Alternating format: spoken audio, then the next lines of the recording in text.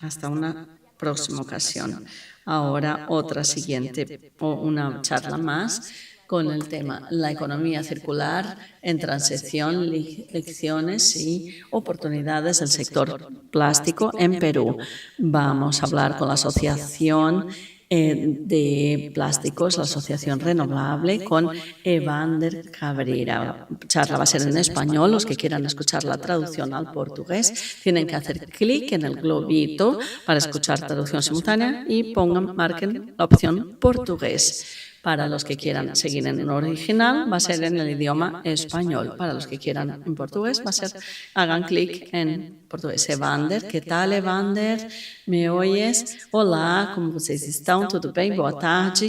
Muchas gracias por esperarnos. Hemos tenido un poquito de retraso aquí en nuestro cronograma, pero puedes compartir tu charla, Evander, y estate muy a gusto y muchas gracias por estar aquí con nosotros.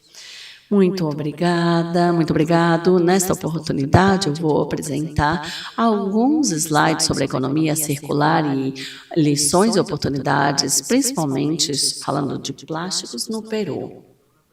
Eu pensei numa perspectiva da economia circular. Primeiro, eu gostaria de falar um pouquinho sobre nós. Peru Renovável é uma organização civil sem fins, sem ânimo de lucro. É uma organização que conta com voluntários, formada já há 4 anos e com o objetivo principal de promover a adoção de energias renováveis e a sustentabilidade no Peru, basicamente do ponto de vista acadêmico e informativo. No meu caso, eu sou Evander Caray, vou me apresentar, eu sou consultor econômico, já com mais de 6 anos de experiência, especializado basicamente em assessorias no setor energético.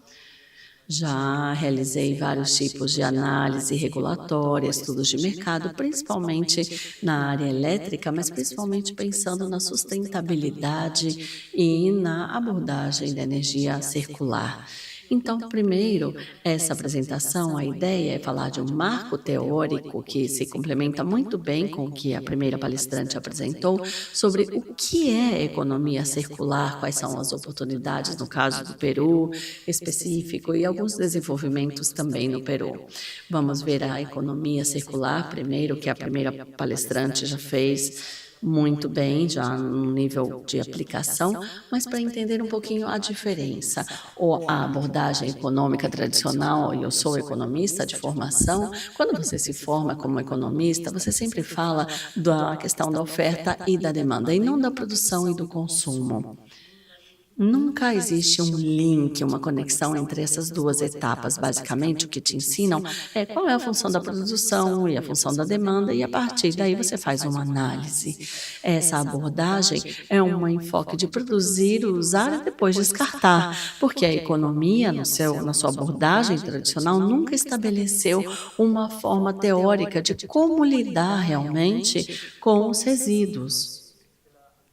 Os resíduos da atividade produtiva. Se nós pensarmos no PIB, por exemplo, não incluímos, por exemplo,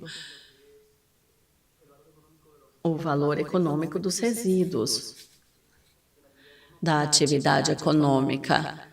Um PIB, basicamente, é a produção de um país em determinado período de tempo. Então, só olhamos isso, a produção e o consumo. É uma abordagem linear. A proposta e o outro contraponto aqui da economia circular é exatamente reutilizar os resíduos para continuar gerando valor agregado, ou seja, basicamente é compartilhar, alugar, reutilizar, reparar, renovar e reciclar materiais. Essa abordagem, esse enfoque é muito mais holístico e que atende essa necessidade dos resíduos. O modelo da economia circular não é simplesmente reciclar. Na verdade, é muito mais redesenhar os processos produtivos de tal forma que, a partir da fabricação e o conceito do produto, que nós possamos pensar o que vai acontecer depois com a gestão de resíduos. Por exemplo, como a outra palestrante falou, utilizar um só material dentro do processo produtivo de determinada parte, por exemplo, nos carros, uma só espuma. Utilizar um só material é uma decisão consciente do projeto, do design, que vai ser incorporada dentro de todo o processo. Essa abordagem, portanto, é, além disso, uma das 17 abordagens do desenvolvimento, dos Objetivos de Desenvolvimento Sustentável da ONU, ou seja, faz parte de algo mais global, de um ponto de vista de conservação ambiental, do ponto de vista econômico. A economia circular é benéfica por três razões principais. Existem várias outras, mas basicamente por três razões. Reduz a dependência de recursos primários. Mais uma vez, voltando ao conceito original da economia. A economia é a administração dos recursos escassos para colocá-los dentro de um conjunto de agentes produtores, demandantes, etc. Então, reduzir o recurso primário faz com que a fronteira de possibilidades de produção se expanda, porque provavelmente nós contamos só com um só pedaço de terra, usos minerais, água, petróleos, e propor uma estrutura econômica baseada na abordagem circular faz com que nós possamos expandir a nossa capacidade produtiva. O segundo ponto é proteger o meio ambiente, por razões óbvias. Nós atrasamos o uso de recursos naturais. Nós estamos numa luta contra a mudança climática. Foram traçados certos objetivos, o 1,5 graus Celsius sobre o nível da temperatura mundial. O fato de reduzir o uso de recursos primários obtidos a partir da terra também demanda um processo produtivo contaminante, poluente, também se soma a cumprir esse objetivo. E depois, claro, os aportes, as contribuições econômicas, ou seja, gerar novas indústrias ao redor da reciclagem, estimula a inovação, impulsa o crescimento econômico, cria empregos. Existem indústrias completas que giram ao redor dessa noção. E do ponto de vista empresarial, a economia circular é muito benéfica por várias razões. Primeiro, é um caso de negócio sólido. E, além disso, primeiro, inclusive, porque se você é uma empresa produtora de plástico ou, por exemplo, de bens com produtos importados de matérias-primas, o fato de ter um conjunto de recursos disponíveis dentro do seu país, dentro da sua jurisdição, produto da reciclagem, isso faz que você esteja menos sujeito ao risco de preços para a exportação, por exemplo, quando nós falamos de commodities, principalmente, ou mesmo de plásticos. E também outra coisa que nós temos é uma nova fonte de receita bem competitiva, porque o modelo do negócio não é só o fato de produzir bens, mas também de gerar serviços variados, serviços de reparação, serviços de remanufaturação, ou seja, uma segunda via. O modelo de negócios per se muda e passamos então para uma empresa que, além de produzir, pode oferecer serviços anexos a esse produto. E também a resiliência e a estratégia empresarial, a cadeia de fornecimento é mais resistente a choques de preços externos também. Então, dentro desse novo paradigma circular, as empresas de maior sucesso não vão ser aquelas que mais vendam, mas sim aquelas que maximizarem a extração de valor de um determinado recurso, de um determinado produto, ou seja, quantos ciclos de vida podemos dar a uma mesma matéria-prima. No caso do Peru, o que nós temos é que a geração de dejetos de plástico está aproximadamente 30 quilos per capita por ano. Isso é bem próximo ao caso brasileiro, inclusive, mas é menos da metade, por exemplo, do caso no Chile, por exemplo, da Argentina. México também está bem acima no caso, nesse ranking. Esses 30 quilos de plástico que cada pessoa gera por ano, normalmente, sob uma a abordagem e as condições atuais, no caso mexicano, apenas 1% é reciclado de modo formal. E nessa sessão onde nós vamos falar do Peru, vamos ter um tema que vai aparecer durante toda a apresentação, que é a informalidade no Peru, diferentemente de outros países, onde também aparece isso, mas no Peru, nós temos um caso muito forte de informalidade, e isso faz que a economia circular e os negócios ao redor da reciclagem ou da reutilização de matérias-primas sejam altamente informal e que seja super difícil de formalizar ou dimensionar ou até expandir. Então, praticamente todo o plástico rejeitado acaba ficando nos lixões, enfim, os microplásticos também é uma questão muito importante que vai para os rios, enfim, tudo isso está agora em debate e até 78% desses rejeitos seriam reutilizados ou reciclados. Ou seja, existe um gap muito grande entre a possibilidade de reciclar e o que de fato é feito.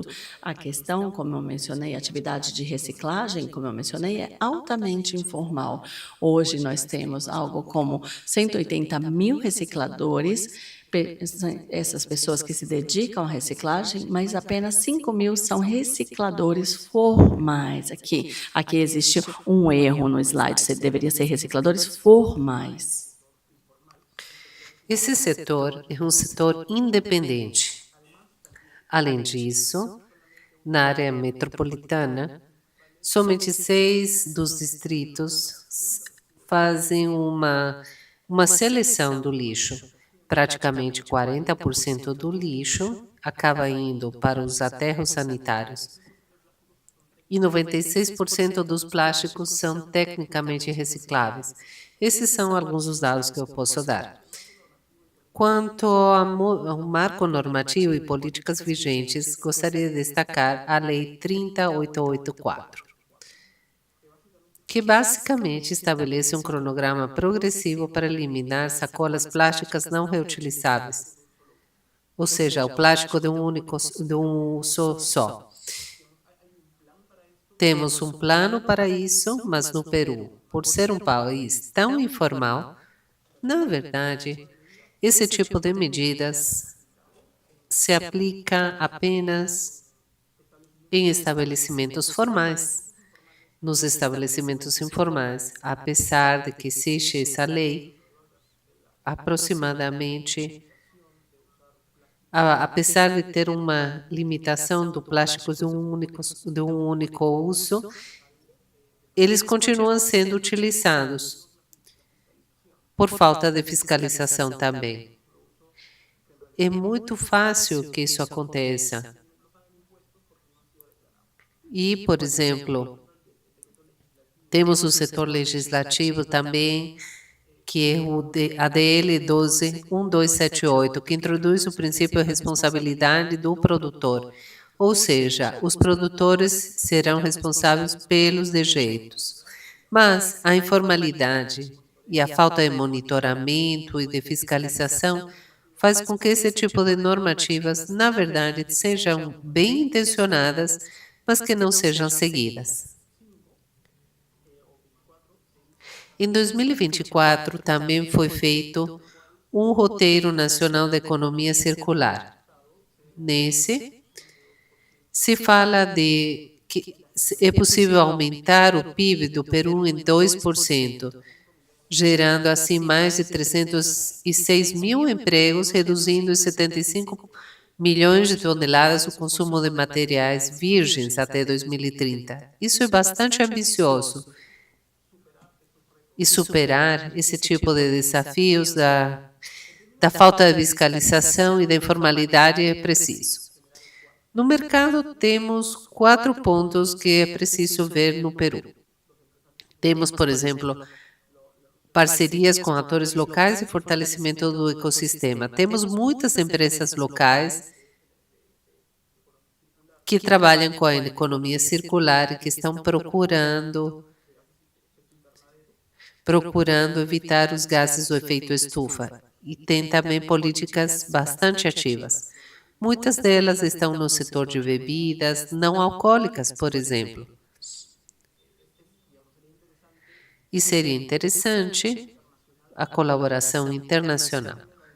Depois vemos o investimento de resíduos que estão sendo investidos, embora seja um investimento pequeno, mas esse está sendo feito em plantas pequenas. Seriam plantas de reciclagem e processamento. É muito difícil conseguir extrair valor daí, mas há um grande potencial, justamente resultado de que esse produto ainda não foi explorado na sua totalidade. Também temos países que são mais maduros nesse sentido, e no qual há um know-how de como fazer o tratamento desses resíduos.